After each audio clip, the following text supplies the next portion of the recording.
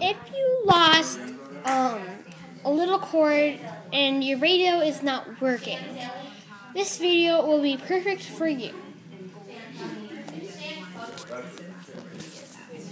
So first, get a paper clip and fold it just like this. And then look at your radio and try to find something that looks kind of like this. That looks like this.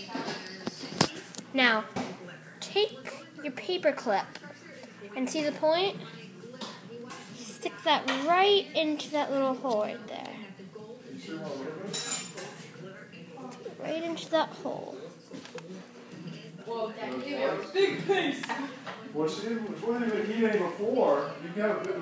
Make sure it goes fully in and nothing else really matters. And then it will, and then your radio will work. Thank you for watching this video.